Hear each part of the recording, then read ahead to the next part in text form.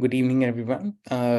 So we are here again and very happily to welcome you all in with warm greetings on behalf of Wednesdays for Water, an initiative for the WforW Foundation, a think tank instituted as a citizen collective, and ICOMOS India, which is the advisory body to UNESCO on all heritage matters, and the Indian chapter for the international organization. We are here to welcome you to the 104th session of Wednesday for Water on Rivers Uninterrupted The Many Lives. The last time we were here together in the Riverscapes series, we had the 100th session, which was celebratory. And we are very happy to continue this as well. The objective of this whole series is to engage in conversation with water experts, grassroots practitioners, policymakers, and youth to explore the complex intertwined issues associated with water and possible solutions. We have expanded since then to have more activities like Friday Waters, Monday Munching, and a Women for Water, besides organizing water workshops, water walks and talks, seminars, special courses, and conferences panel to continue the water conversation in various possible ways. And please visit the website of WforW, and there will be more details will be put in the chat box already for that. Today's session is part of the Riverscape series, which was being led by Central Zone of ICOMOS India, from ICOMOS India behalf and in partnership with WforW, to have a conversation focus on the cultural connections of rivers. And the aim of this series of conversation is to recognize the significance of waterways, their evolution and impact on socio-cultural aspects of the community, and to encourage individuals in conserving this intensive and extensive resource. This series, which is basically called Riverscape, originates from the focus of ICOMOS India Central Zone on cultural landscapes, and then ultimately leading to Riverscapes. And we have the representative, Dr. Anuradha Chaturvedi, also with us attending this talk from the Central Zone of ICOMOS India. As we say, the rivers, the lifeblood of our planet, have been essential to the sustenance and development of civilization throughout history. These dynamic water bodies possess an intrinsic power to shape landscapes, provide valuable resources, and support diverse ecosystems. However, the relentless pursuit of human progress has often disrupted the natural flow of rivers, altering their ecosystem and challenging the delicate balance they uphold. This session primarily delves into the concept of rivers uninterrupted, the many lives, and explores the multifaceted dimension of uninterrupted river systems. By examining the environmental, social, and economic implications of river interruptions, we seek to understand the significance of maintaining unimpeded river courses. Today, we have with us Nupur Choudhary, a doctoral researcher at the National University of Singapore, and I'm very happy to say also my former colleague in some interesting projects as well. Right, Nupur? And so welcome. And then we also have Professor Venkatesh Dutta, who, like me, is also from Lucknow. I'm very happy to also have him over as well, who is a river waterkeeper and has been actually very active as a fellow of Society of Earth Sciences. Both their CVs will be put on the chat box in detail for more reference. Please refer to them, and so that you can connect with them also later. And without further delay, I would like to give over the stage to Nupur to start with her talk, please. Nupur, please, over to you. Thank you, Nishant, for the wonderful introduction. I think without killing much time, I would just start with my presentation. I'm just sharing the screen.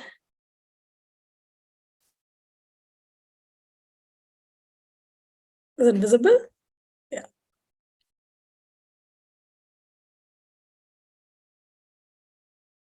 Yes, please go ahead. Just a second. All right. So good evening, everyone, and thank you once again for inviting me to this platform and to share my experience about the sacred rivers of India, which is Narmada and Ganga. So I had the opportunity to delve into the depths of these majestic rivers, exploring their significance through both an ethnographic and historical lenses. For Ganga, I was involved in the project Namami Gange, which was then handed over to Intact Delhi, and I was covering the Bihar section in it, where I focused on studying the major districts of Begusarai, Munger, and Patna in Bihar. Which was somewhere around January 2020. For Narmada, I embarked on a memorable journey with my undergraduate fellow students, part of a history department trip. Subsequently, I transformed these experiences into academic research papers in my MA. So the process of understanding these two revered rivers was an enriching experience within itself. As a student of history, I approached them with keen eyes, pondering my own place within these intricate narratives of folklore, songs, sacredness, and the essence of history. While sites and monuments provided tangible insights, I also delved into the realm of intangibility, exploring the significance of songs and stories, landscapes, and how emotions were associated with rivers. As a student rooted in historical methods, I couldn't help but wonder how a river could carry such profound emotions throughout time. Despite the changes that have occurred over the ages, these rivers continue to conceal their historicity in countless forms. In my presentation here today, I aim to shed light on the interconnection between the tangible and the intangible aspects of these rivers, while I'll also explore the significance of monuments and devotion, sacredness of sites, and how these rivers still remain uninterrupted carriers of history and orality. So this is a Google map perspective. You can see Munger, that's what I'm going to talk about today, Munger and Munger Sultanganj. So throughout the expansive tales of Ganga in Bihar, I want to focus specifically on Munger and Sultanganj, mapping the intangible expressions of the river celebrated by devotees in the most deepest manners. Ganga in Bihar is not just limited to geographical watercourse, it occupies almost 89% of the mid-Gangetic plain there. Ganga is also a river incarnate, indispensable to thinking about history and culture of Indian subcontinent. In this regard, it is not only a natural entity outside the frame of ordinary human experience, but also an extension of something akin to uniquely Indian consciousness. There are three things I want to talk about Munger. First, the architectural confluence. Second, the story of Kashtaharni Ghat, which is my favorite. And third, the heritage story intersection of Mir Qasim's hidden tunnel. So this is Munger Fort. It's right in the entrance and also known as Munger Court or Gad. It is a historical fort located in the city of Munger. The fort is situated on a rocky hilltop of the southern bank of the Ganges. It is not only a living fort of India, but also has a rich and diverse architectural history, as it has been influenced by various rulers and dynasties over centuries. The fort was constructed, it's believed to be constructed somewhere around the Gupta period, which is around the 4th century Common Era, but expanded and renovated by various rulers of the Palas, Pratiharas, the Nawabs of Bengal, and the British. The architecture of Munger reflects a combination of different styles and influences. The foremost being the Gupta architecture, where you can see the intricate ornating across the walls of the fort. The second is Islamic architecture using in the medieval period, where the fort was ruled by various Muslim dynasties, which is evident in the addition of forts and mosques inside the fort complex. The third is British architecture in the 18th century, where the British India Company took over the control of Munger Fort, and they made significant modifications to the fort, adding these barracks, storage houses, other military infrastructure. The fort's design and layout consist of high walls, bastions, gateways, and watchtowers. The strategic location of the fort over the Ganges provide an advantage for controlling the river trade routes and protecting the region from invasions. One of the most remarkable features of these carvings is their spread across various interconnected walls and structures, including temple sites. What sets them apart is their deviation from the conventional depiction of divine festivities. Instead, the stone carvings, which you see right now on the screen, exhibit distorted representation of female deities believed to be goddess Ganga, as well as several other aspects portraying Vishnu, Buddha, and Shiva. These are another temple structure within the fort complex itself. These stone carvings scattered throughout the fort walls and offer fascinating perspective on celebrating the veneration of Ganga. One of the most remarkable architecture wonders in Munger Fort is Mir Qasim's tunnel, situated in the outer section of Kashtaharni Ghat. It is believed that this tunnel was constructed around 1760s and possibly leads to the other side of the section, which was Pir Muridi, located almost 4 to 5 kilometers away from the Ghat. Although the tunnel's existence is widely acknowledged, it has not been fully excavated to verify the claim definitely. However, based on the historical context of Mir Qasim's era, the purpose of this tunnel could have been to serve the escape route for the king and during turbulent times. This is Pir Pahadi, and you can witness the white plains of the Ganges across, and it's also overseeing Munger city.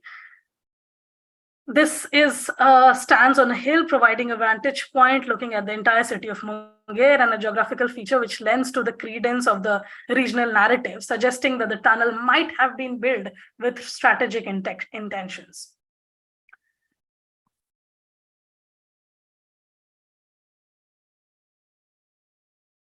This is the Kashtaharni Ghat, which I was referring to in the beginning of my presentation. So this is my favorite part of Munger. So the Kashtaharni Ghat on the Ganges of river near Munger Fort holds an intriguing story.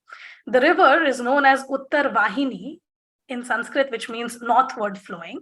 Legends link that the construction of a ghat was stepped approach to river's edge to an inscription in Kannauj, which also entitles King Govind Chandra of the area, which gave the land to the present for to the people around there. And hence, there was also an archival record of that, and which we can find in the Indian Museum in Calcutta. The Ghat has yielded various antiquities, including a 10th century inscription,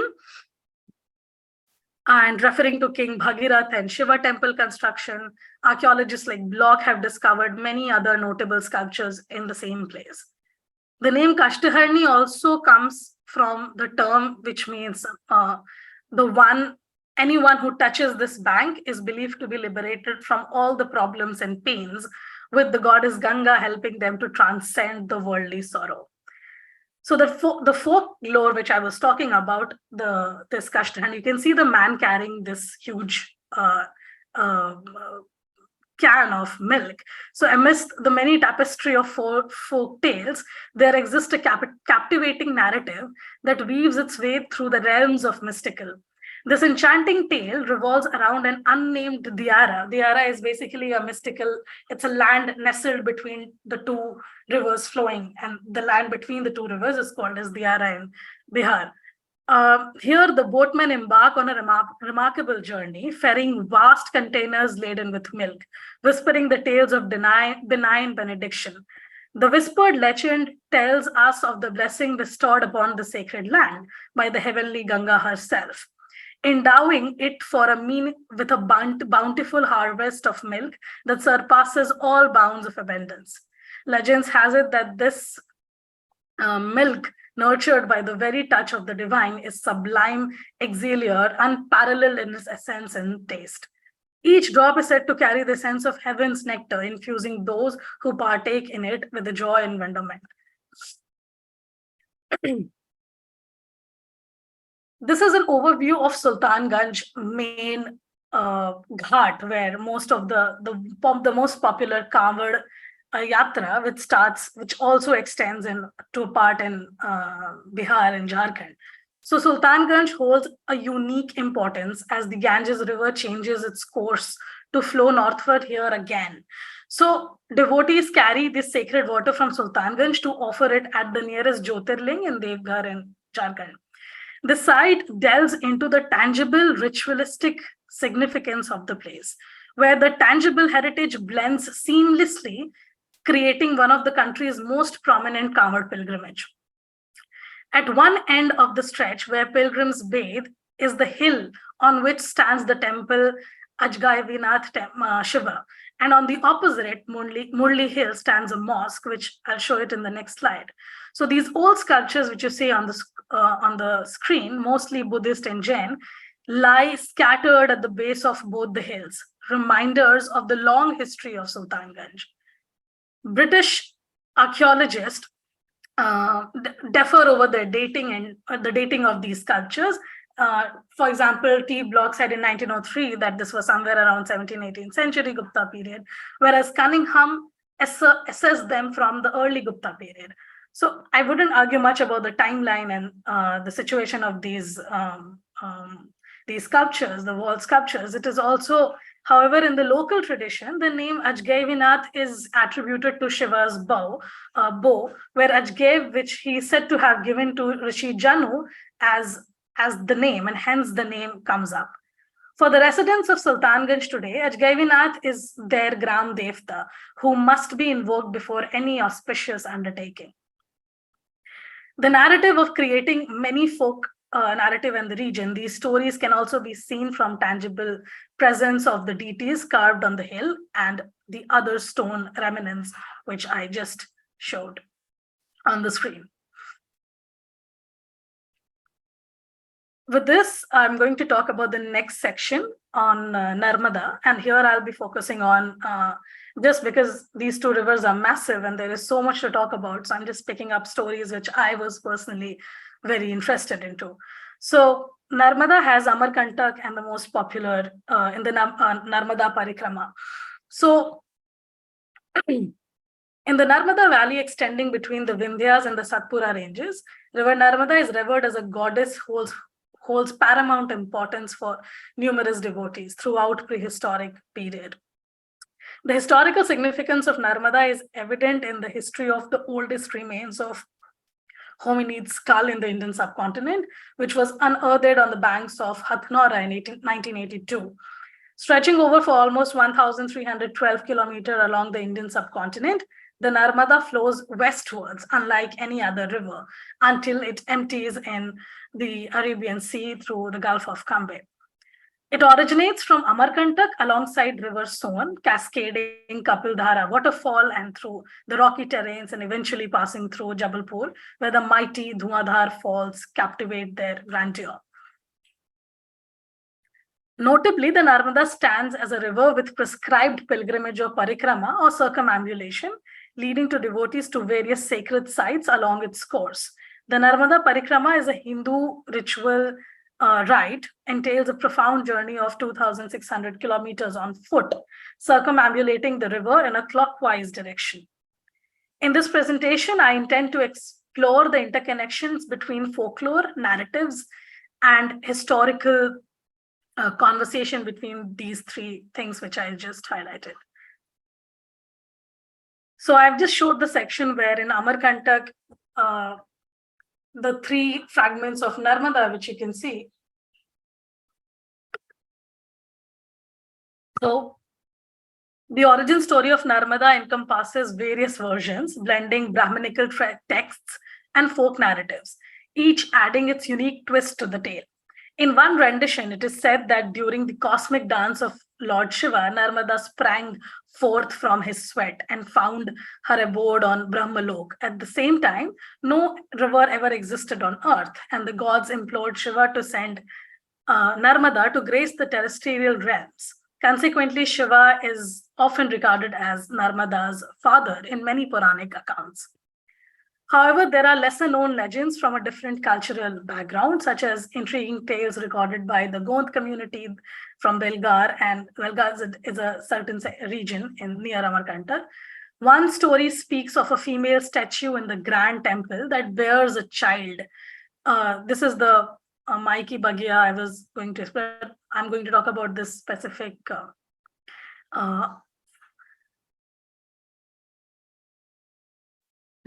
So one story speaks of a female statue in a grand temple that bears a child, adding an apparent inconsistency to the revered status of the river goddess as the virgin deity.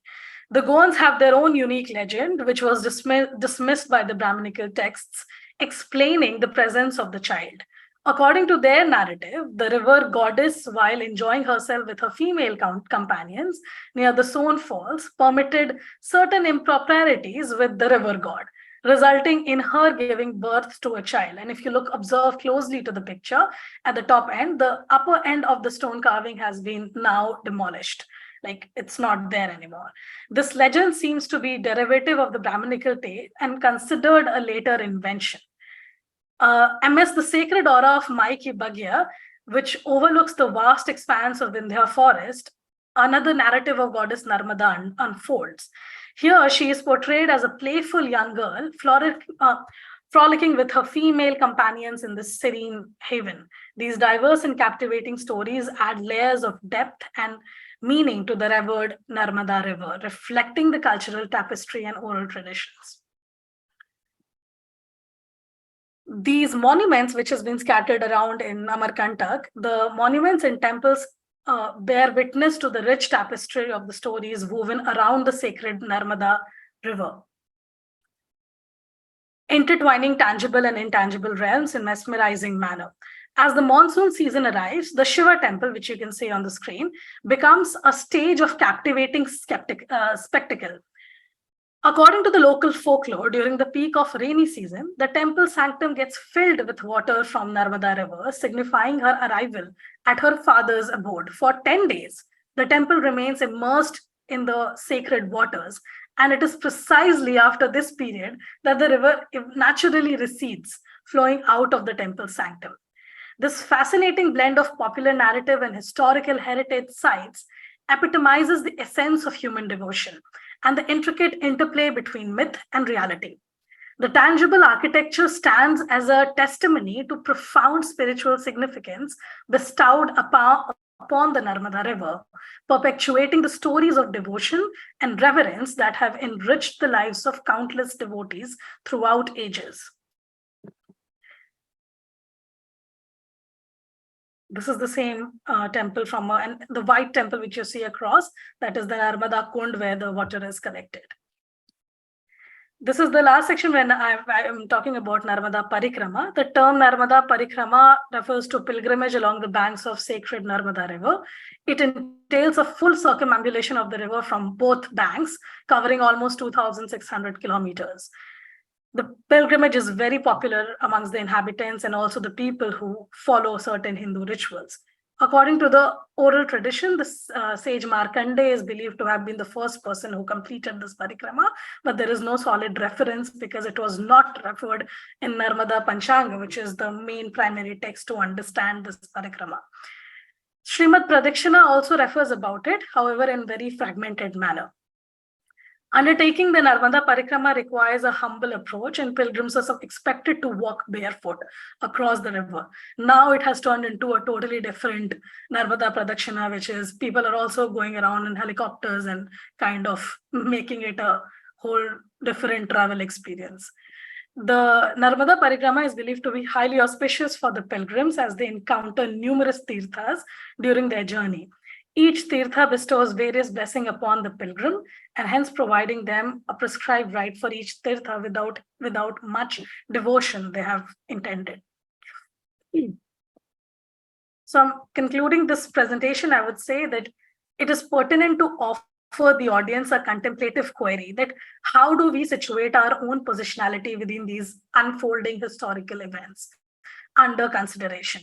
Asserting the role of continuing folk tradition or narratives in preserving the histories of celebrated tangible sites constitutes an important inquiry. These traditions transmitted through generation holds the potential to imbue historical sites with cultural significance, perpetuating their relevance and fostering a sense of collective memory. Analyzing the content, transmission, and reception of these stories elucidates their significance in preserving and shaping historical consciousness. In conclusion, the exploration of our own positionality within these unfolding historical events the role of folk tradition in preserving celebrated tangible sites, and the imbuing factors that contribute to the site preservation through regional methods enriches our understanding of intricate relationship between cultural heritage and history. So with this, I usually end my presentations with question, and I really want the audience to think about these angles of heritage and intangible heritages. So with this, I end my presentation. Thank you. Thanks a lot, Nupur. This was really very interesting, and I really also thank you for taking time to articulate it so well, along with the images as well. So we will take the question answers definitely, and I encourage everyone to put their questions in the chat box as well. And in the meantime, to continue the session, I would like to invite Dr. Datta as well to please have the stage and continue with your talk, please. Yeah, thank you, Nishant. And Nupur gave a very fascinating story about the cultural tapestry and the landscape, the historical landscape that connects the built structure with the the natural fabric. And the story is really interesting. I have been to both the sites personally. How Narmada fell in love with the Son River. Son is regarded as male river, and I think there are only two rivers, one Brahmaputra and Son. They are male rivers, and how the Son River, Narmada goes in a different direction and Son River goes in very different direction. There is a point called Son Mura where the Son River takes a very sharp turn and then goes in a very different direction. So I have a small presentation. So let me share my screen. I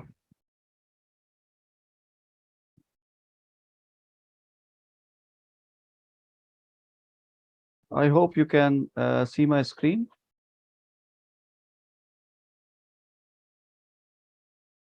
Yes, please continue.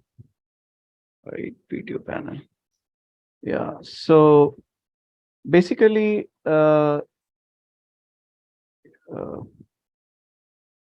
would like to give a different account of the riverscape, how we have been reframing, we have been redefining the unordered wilderness, which is very typical of a river, a fluvial ecosystem.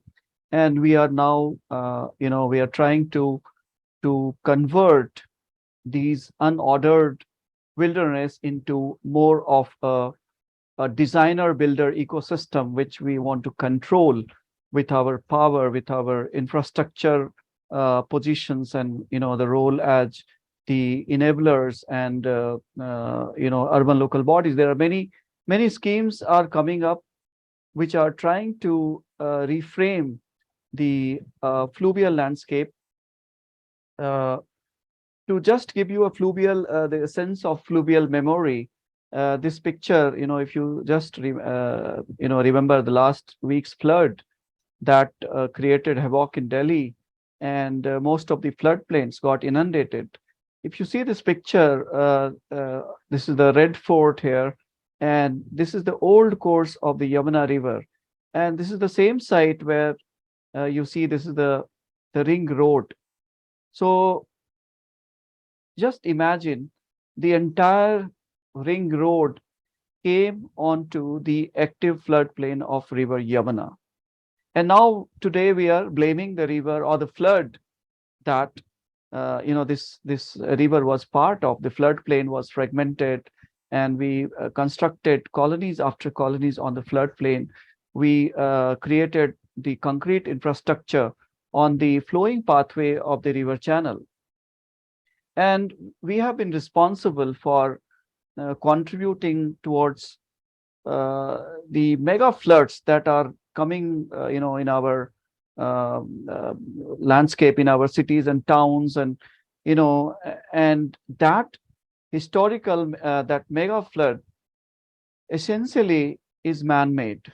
We have been restricting the flowing channel to a small, the channel of water, and that is due to the entire concept of fluvial ecology, the entire concept of environmental planning is being violated since last 65 years. Now, this picture is, of course, the draft land use plan for Delhi 2041. And you see this is the Yamuna River. So why the river got so flooded and the floodplain got inundated? The one historical flood was of 1978. And that time, almost double the amount of water was released from Hathinikund Barrage, almost like more than 7 lakhs cusecs. But last week, only half of that water, around 3.5 lakh cusecs, was released, and Delhi was flooded. It broke the record of 1978. And primarily, if you see the reason, the entire floodplain got reduced. There was a lot of construction activities on the drainage, on the fluvial fragments, on the fluvial pathway, and we confined the river channel to a narrow channel. And we constructed many barrages and bridges in a very small span of river stretch. And that is destroying the natural fabric, the natural landscape, and the floodplain, which is inseparable from a river system. For example, in Delhi, there are 26 bridges and 3 barrages in a short span of 22 kilometers. And there are about close to 10,000 hectares of floodplain in Delhi. And out of that, around 3,000, roughly around 3,000 hectare has been constructed, more sort of regulated. And only about 1,000 hectare is covered so far by hard concrete structure, but rest of around 2,000 hectare is still being regulated by several infrastructure projects. So this was one of the reasons. Second reason was that the mosaic of natural drainage and stormwater drains, which were emptying fresh water, the storm water, the rainwater into the river, that got completely choked with a lot of construction activities, debris and construction demolition waste being thrown into those natural arteries, stormwater drains. And the cascading impact was that with just small amount of water, just 3,05,000 cusecs, or maybe around like less than 4 lakh cusecs of water was released from the Hathinikund Barrage, and it submerged the low-lying areas and the floodplains in Delhi. Now, this picture you see, it is happening, the Char Dham road extension project. We are widening the existing road along the hill slopes in the valley, and a lot of demolition is happening today, and huge amount of muck, silt, and silage, and it is coming to the main channel of the river. And this extra silt load is also choking the passage, the channel of the river itself. And that is also one of the reasons why Delhi's or any other river, their bed is becoming more shallower, because a lot of silt and sediments and debris, they are filling up the flowing pathway of a river channel. So why there is a need to reorient our management to more, towards the ecosystem-based principles or ecosystem-based approaches? First of all, we forget that the rivers are part of our cultural and natural heritage. Just like a built landscape like Taj Mahal, we have Red Fort, we give them a built heritage structure. But we have not given same sort of respect like a natural heritage to our rivers and floodplains, even though they are even much, much older than the human civilization. Like if you see how the fluvial incision took place, how the Ganga plain came into being, how the Narmada river got incised, and a lot of tributaries got incised. I mean, it's beyond our imagination. The last, the last ice age was around 13,000 years back, and the sea level went so down, the entire valley got submerged with the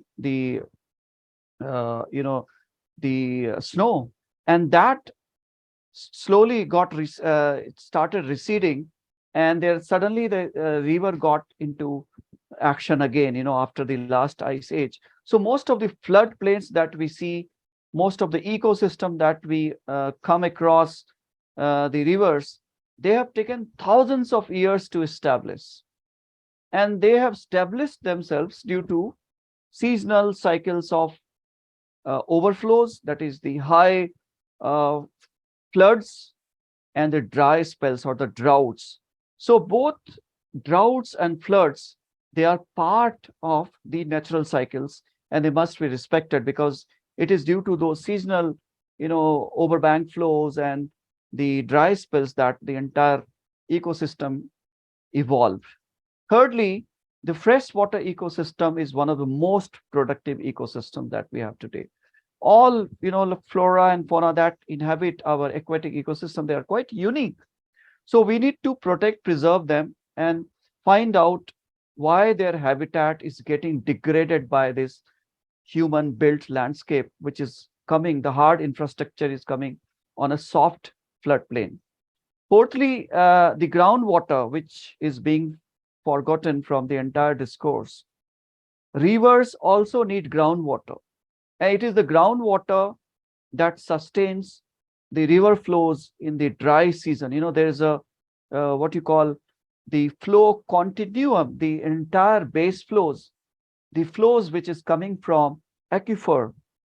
It is in continuum with the surface flow. The river is connected with the groundwater, and if you cut that connection, you lose water in the main channel. And that is how many of the plain-fed rivers like Chambal and Ken and Betwa and Gomti and many other tributaries which are originating from a forest tract, from a wetland, their flows are declining. Because there's that connection of base flow is diminishing day by day. And the last point that I wanted to highlight is the role of tributaries. The entire focus of river rejuvenation and restoration is on bigger rivers like Ganga and Yamuna. And I say that they don't need any sort of in-channel restoration. What you need to do is restore their tributaries, restore the wetlands, the ponds, the paleo channels, those water bodies that are connected to the main channel of the river. If you restore those water bodies, you will bring fresh water to the main channel of the river. Now, how do you define a river? I have tried to look into the different elements of the wilderness and what constitute a flowing ecosystem. Basically, if you see a river, you must observe the flow and the terrace and the bank vegetation very carefully. A river is composed of the free flow and the free floods and free floodplains. So I say 3 F's are absolutely necessary for a healthy river. That is, you have the different flow regimes, the free flow, unobstructed flow in the river. Then river should have legitimate right to flood the riparian corridors. The overbank spill should inundate the low-lying areas. So flooding is necessary. Flooding is part of the healthy river ecosystem. And the fluvial terrace, the floodplain, should be integrated. It should not be tempered with the infrastructure like riverfront projects and so many artificial sort of cosmetic rejuvenation schemes are coming up on the fluvial terrace itself. Now, the 3 B's that are important are the natural banks on both sides, the bank vegetation, those natural vegetation which are part of the river systems, which have been established by the river itself. During the flood spell, during the overbank spell, these rivers would be carrying with them seeds, the pollen grains, and so many organisms It is not just the flow of water, but also the sediment, the diatoms, the alga, the different, sorts of vegetation. And during the drought, during the flooding spells, they would spread those seeds on their banks. And once the flow recedes, the vegetation would come up and they would define their natural river fronts.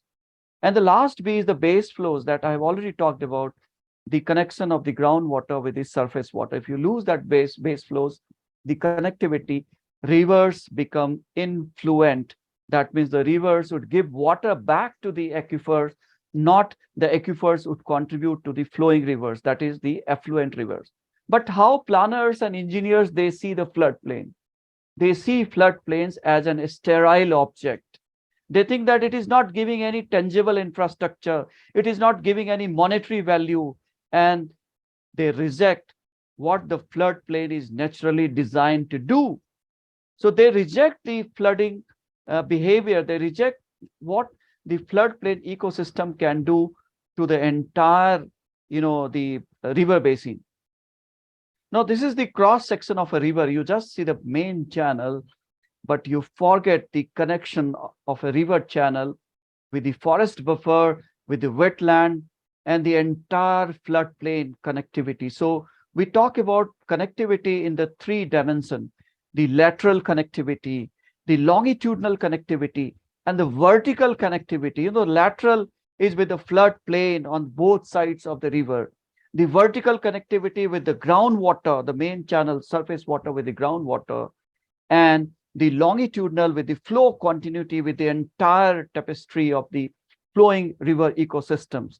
So there are riparian forest buffer, there are riparian wetlands, but once the flood comes, they are just cut off because the excess of runoff would just be confined to the main channel. We have jacketed the river, we have made, embankments after embankments, we are trying to jacket, and we are trying to redefine the floodplain.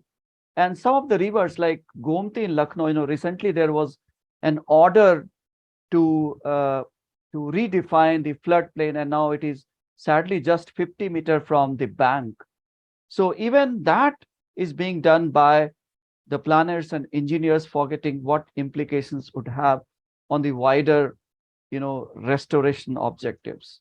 So why many schemes of rejuvenation and restoration is failing? When you see the context, there's a minimal scientific context. The way they are designed, the way they are not engaging the public environmentalist, the civil societies, and how they are coming up with the restoration at a reach scale, just a minimal small stretch restoration, and they are saying that they are covering the entire stretch of the river. So a lot of quick fix strategies. I say it is a quick fix because they are just still confined to a reach scale. They are not talking of the entire basin scale restoration. And there are also spatial limitations. Once you disconnect the floodplain with the river by constructing embankments, by bunds, by riverfronts, there are spatial limitations also for any restoration projects. And not to mention some of the stakeholders who are interested in making just like parking lot on the riverside, riverfront, or the lot of business and real estate interests, and the ecologists, they have a hard time to convince these real estate people that, look, we need these floodplains as a sanctum sanctorum, as a part of the entire fluvial landscape. Now, the relationship that we have with the engineers of the irrigation department and the public environmentalist and the ecology, they are quite tense, because I have been sitting with some of them, and there's a limited space to discuss about the fate of such large public projects. It's more of a one-way dialogue, and there is not a serious attempt to integrate the voice of the civil societies and the public environment. So this is a picture of 2 rivers confluence. This is the Gomti River, and this is the Sai River, which is just coming here. And both these 2 rivers are fed by the groundwater, because the monsoon is just confined to few days, and rest of the non-monsoon, the lean season, it is the groundwater that contributes to the perennial nature of this river. And this is by this graph, we want to just try to engage that a river has a legitimate right to have both the wet scale, wet, wet phase, and also the dry phase, what we call the terrestrial cycle and the wet cycle.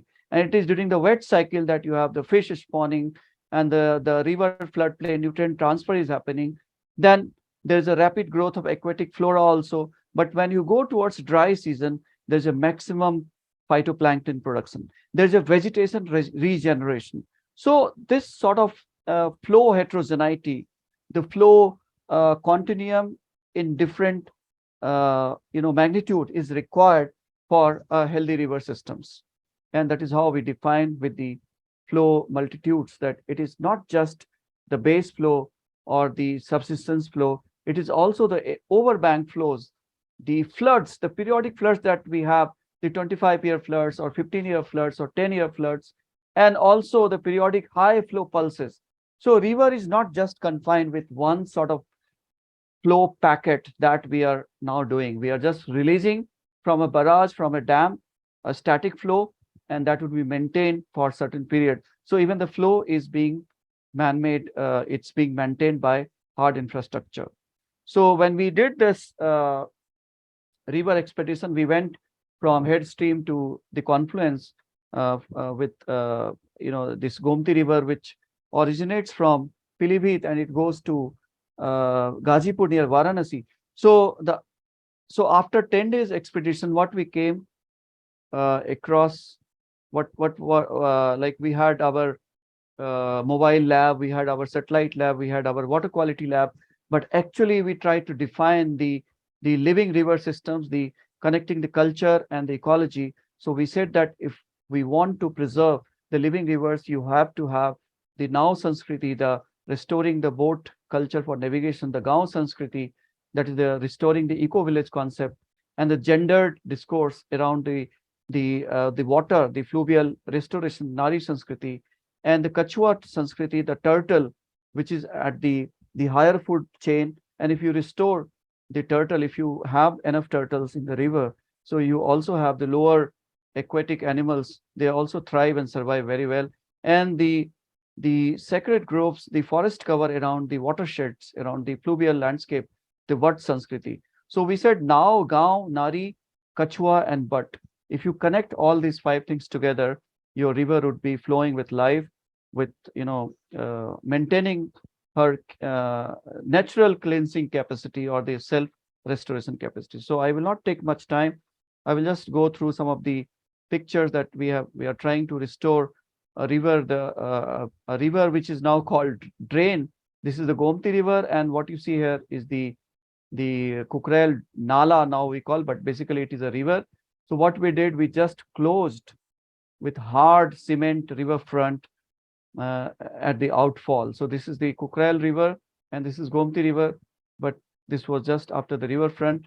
And this river is still maintaining the mosaic of the vegetation. We are trying to restore those vegetations, but a lot of squatter settlements have come up because the planners didn't bother, and now they are trying to figure out what we can do when we want to re-establish the bank vegetation and with the different sort of habitat park and butterfly park, constructed wetlands. So we have got a lot of space. We just did mapping of the landscape. So this river also goes to a natural reserve forest where it is more, in a better shape. This is inside the same river, which is termed as Nala, is inside the Kukrel Reserve Forest. And of course, this is in June when the river was dry, because the upstream is totally dry. And we went to the upstream. And basically what we are trying to do is we want to improve the water, we want to improve the flow regimes, we want to improve the natural biota and riparian vegetation on both the banks and connect the water bodies, the aquifers and the paleo channel. So basically we want to convince the government that, look, a riverfront is not a solution. In fact, this will also destroy the natural fabric of the river. So if you work around these natural principles, your river would be naturally restored, and you would be also able to maintain the natural cleansing capacity or the inherent in situ rejuvenation capacity of a river. So basically, we want to revitalize the river dynamics and not do much of the in situ or in channel restoration activity. So we want to do off channel and try to re-establish how the river is there inside a national forest. So I will not show you much slides now. This is the Sabarmati River project. What we are trying to just this was the Gomti River just before the riverfront. The river used to meet just like that. There was no hard infrastructure, hard riverfront here. Now what is happening before riverfront and after riverfront? There's a massive buildup of water hyacinth.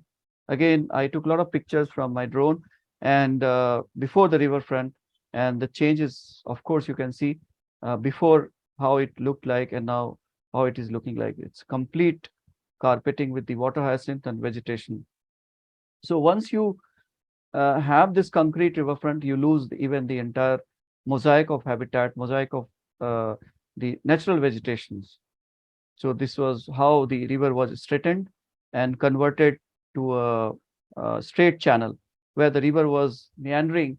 So we occupied on the active floodplain, and now the river is becoming more sort of influent river, only surviving on the contribution from the drains. So these are some of the pictures, how we took, got the clay and silt from somewhere else and put on the right in the channel and made these.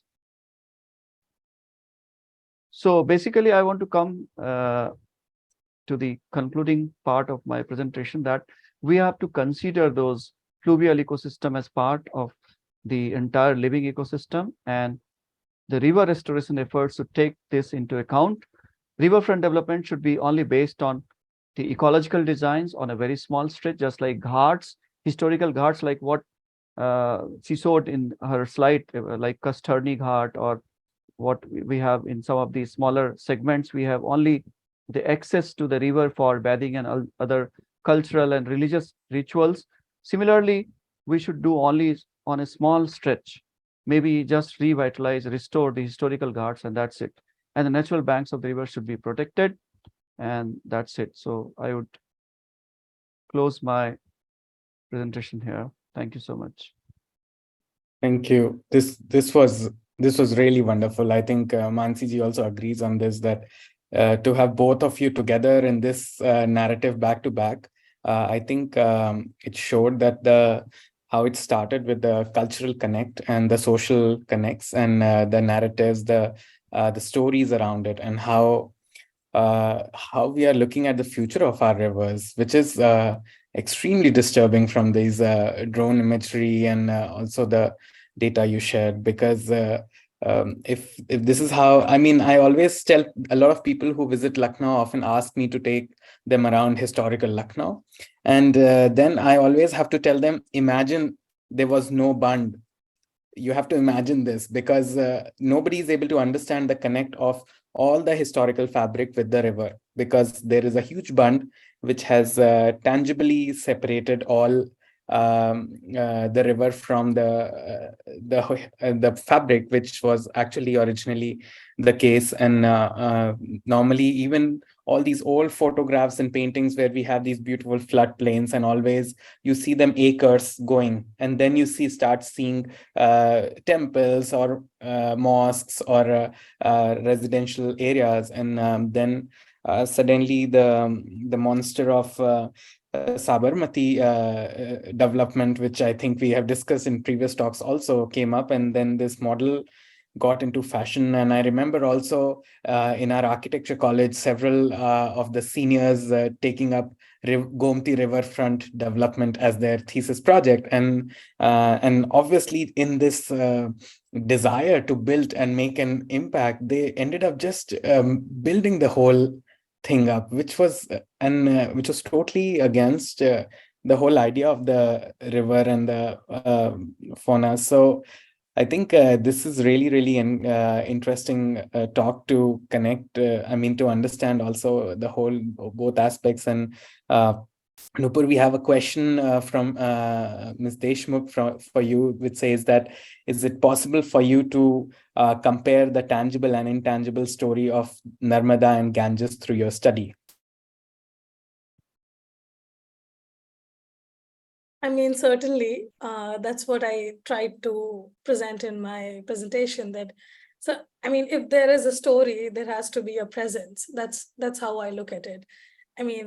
Stories are not just there, like you can see it in form of textual traditions, even architectural, sometimes even motifs and something. So how I look at sites is this, that if I'm asked or trained to look at historical methods to see various of these texts or analogies or some things which mostly researchers do. But however, there is also the flip side of it, that ethnography teaches us that how do you communicate with people? What is that people know through generations over age and time? And then you communicate to them. And then you draw an interconnection between the two, like how is the two communicating to each other? And that's how you draw a conversation, and that's how you draw an interconnection between the two. Thank you. Mansiji, would you like to say something as well? Yeah. Thank you so much, Nupur and Venkatesh, for the wonderful balanced presentation between both of you. As Nishant has already reiterated that I think it is one of the best sessions I am listening about river.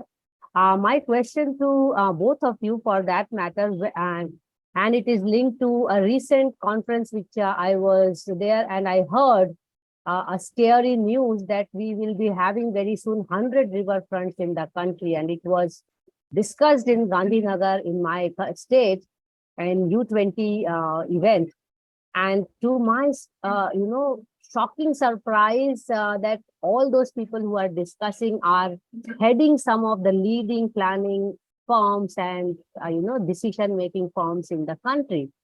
And with the government, they are echoing this, that there will be 100. So then I'm just wondering, what happens to the social landscape which Nupur is talking about? What happens to the ecological landscape which Venkatesh is talking about?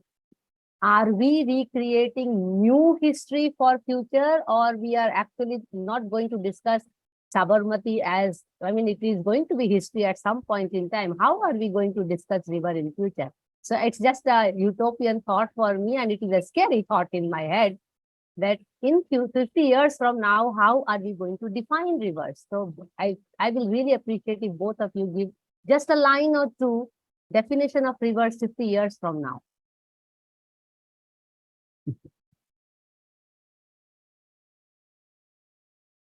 I think Nupur can contribute.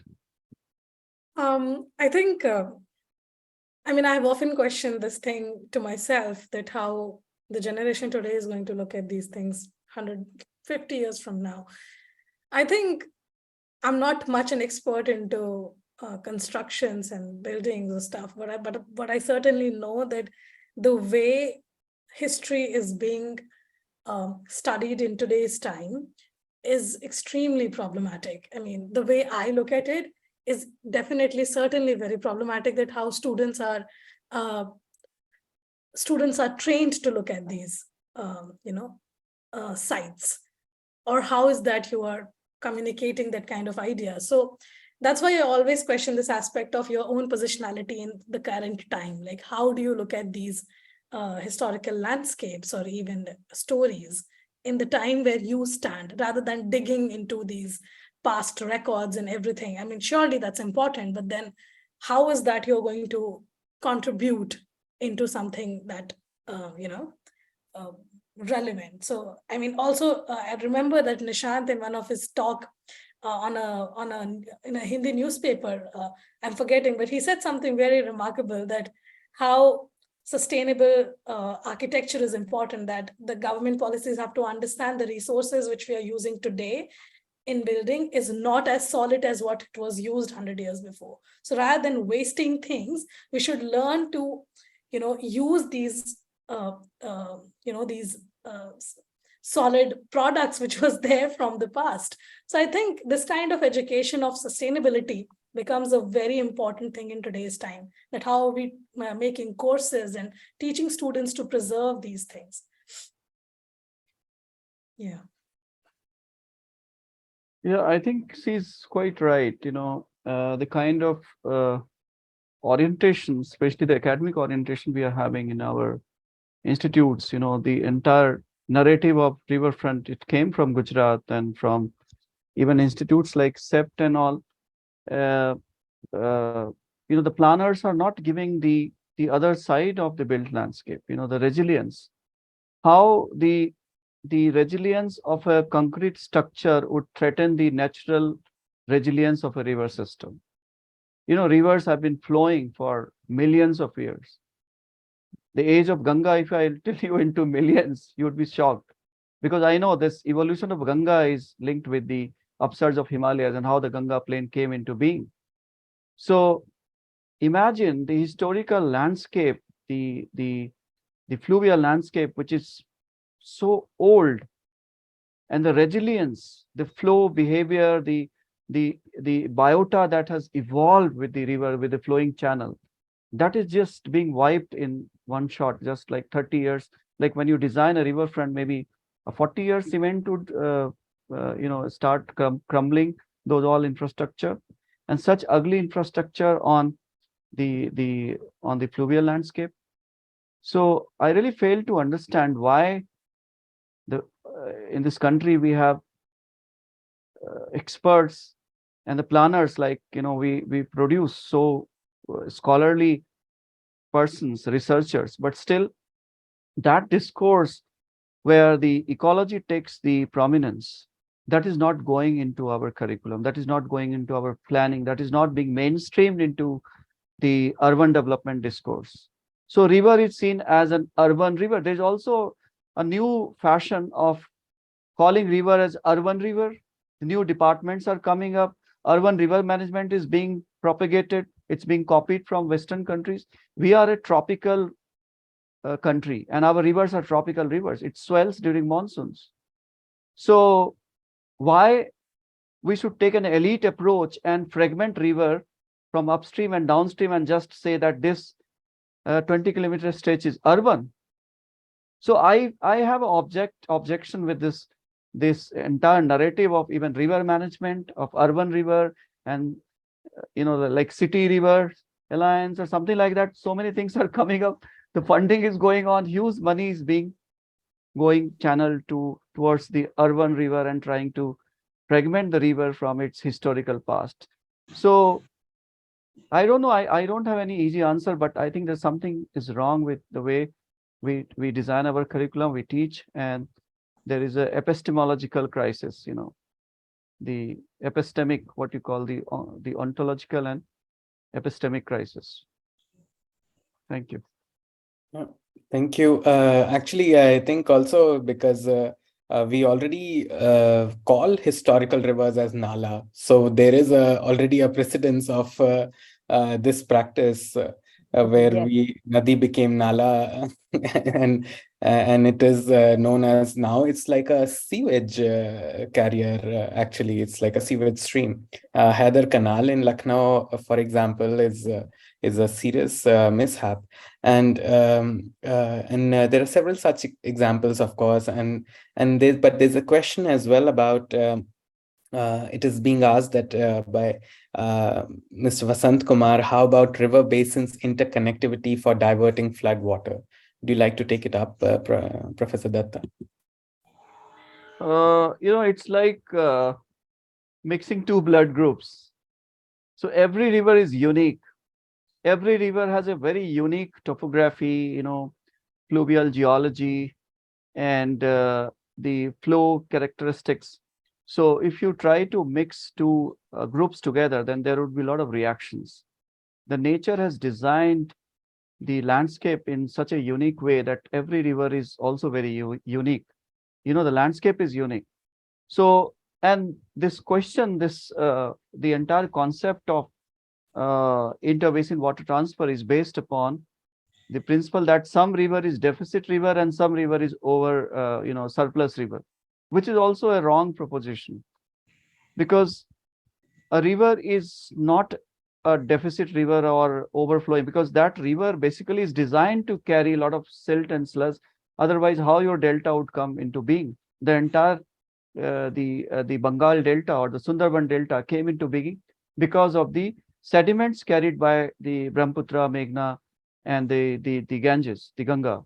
So every river is very unique, and if you try to link these two rivers, there would be a lot of loss of ecology, the fluvial biodiversity, and even sometimes you have to pump the water from the downstream to upstream. There are also cases where huge, pump canals are being built up against the gravity.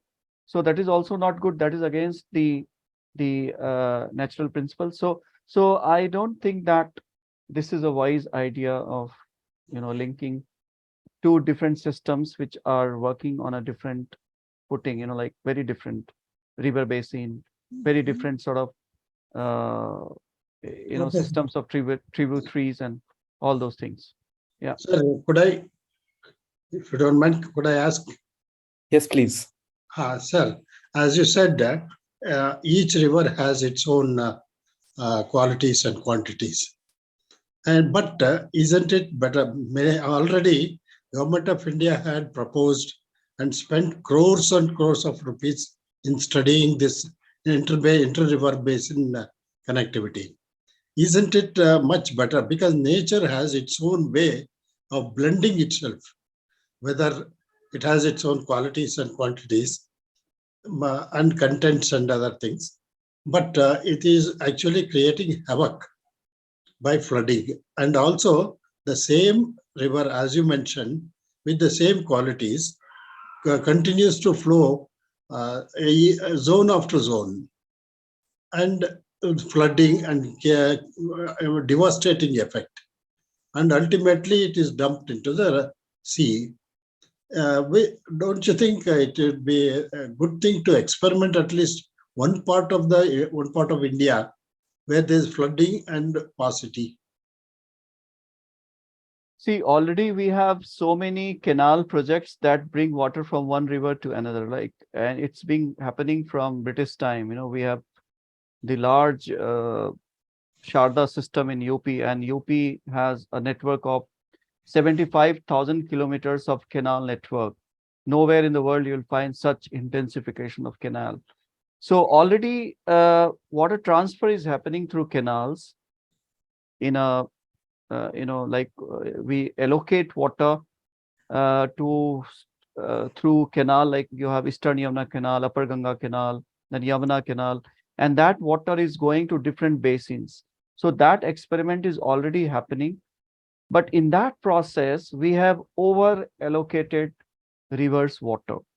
A river would have surplus water only during monsoons when we don't need water, right? Every river is flowing and flushing and flowing with high floods. So why we need water during those surplus seasons? We only need water in the lean seasons. And in the lean season, even the surplus rivers are being over allocated through these canal projects.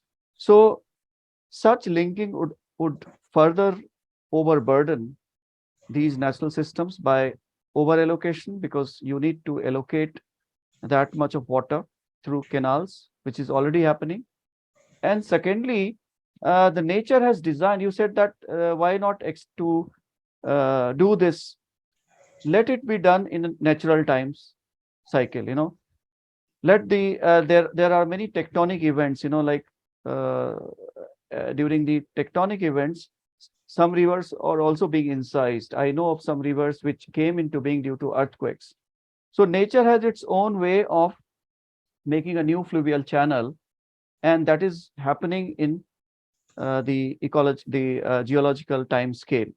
But if you want to do that in a short span of time, that means you are threatening the resilience, the natural resilience of the flowing ecosystem.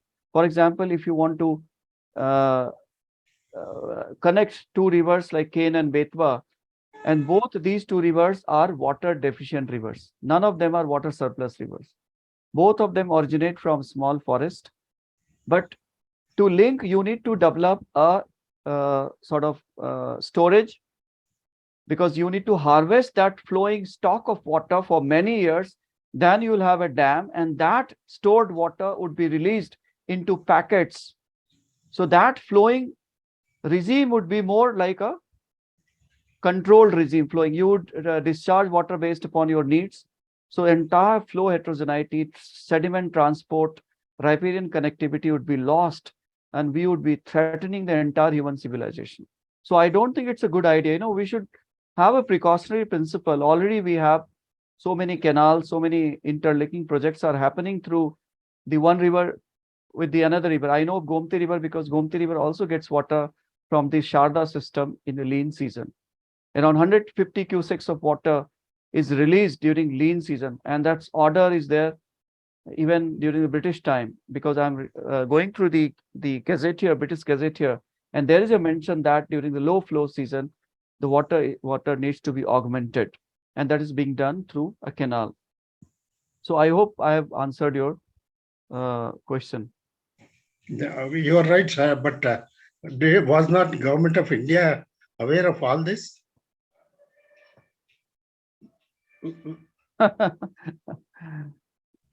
I don't know. Thank you so much. Very, very, very informative. I learned a lot. Thank you. Thank you. Thank you. And I have another question from Apurva. Apurva, would you like to ask a question yourself, or I can read it out as well if you would like?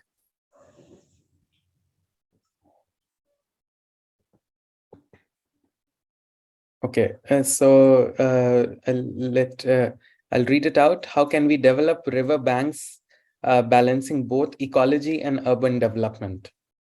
It's a difficult question. Mansi ji, you want to answer this?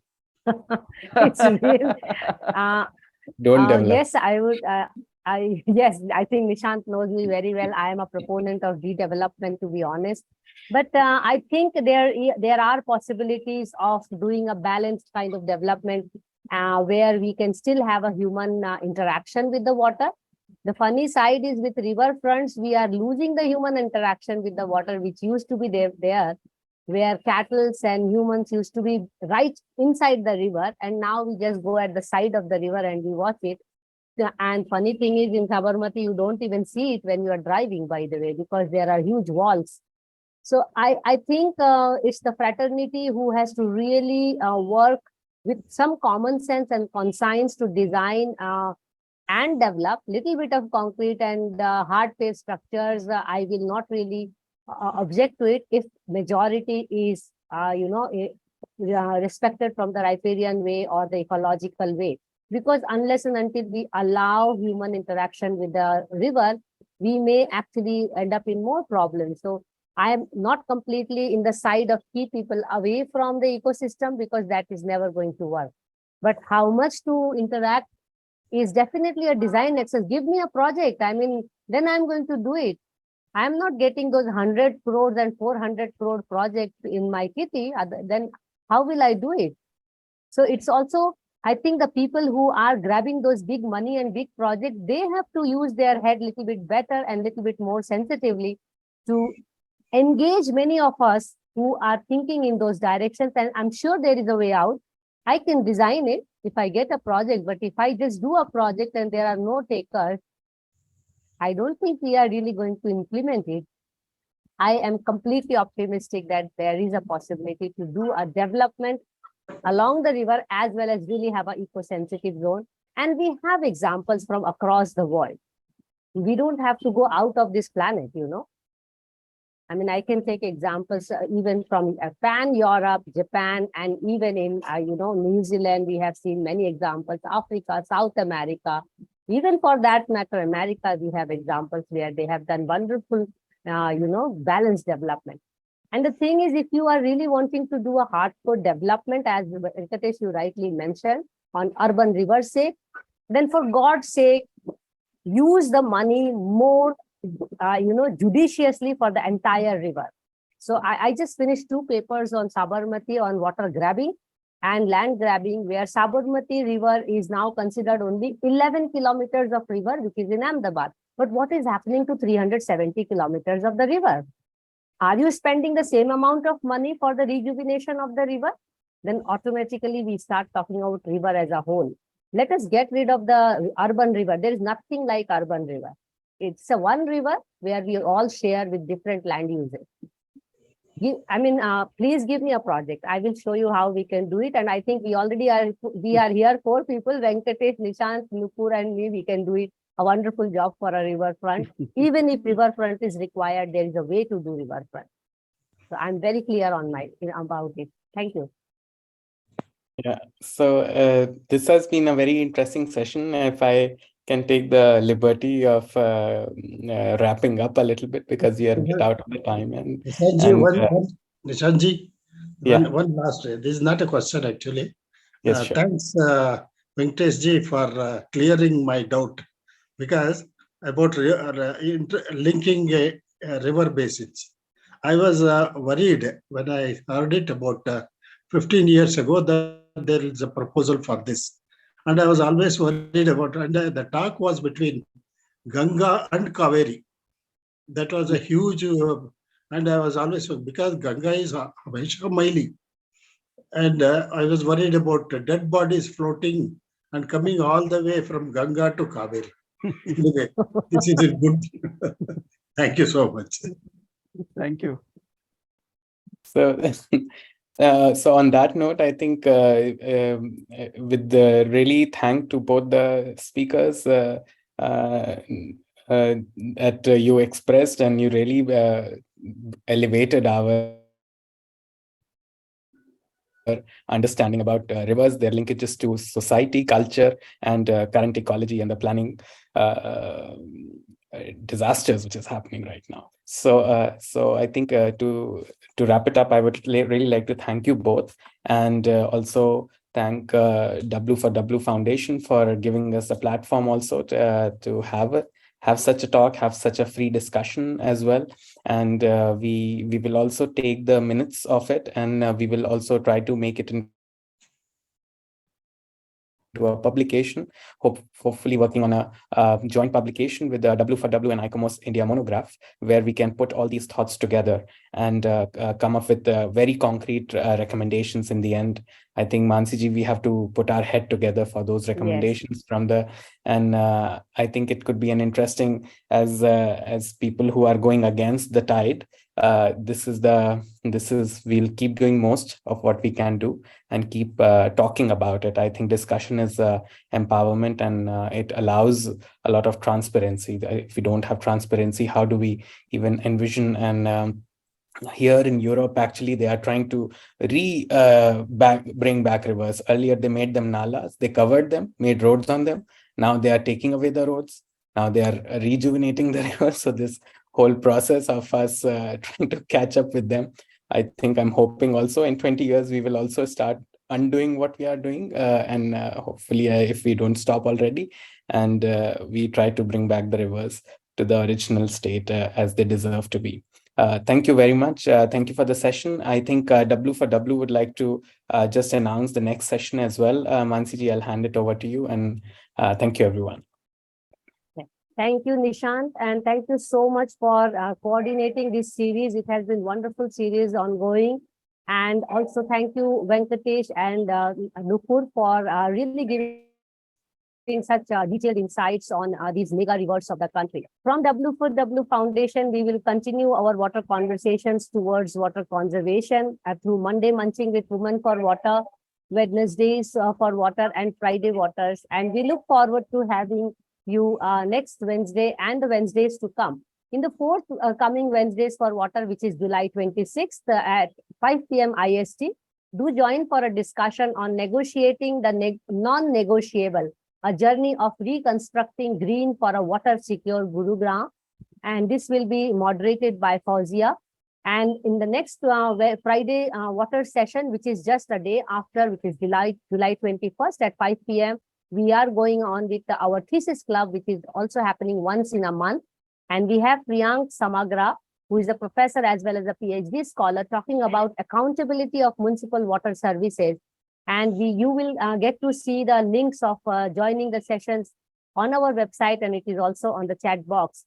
And do keep checking our social media accounts where we have all the latest updates.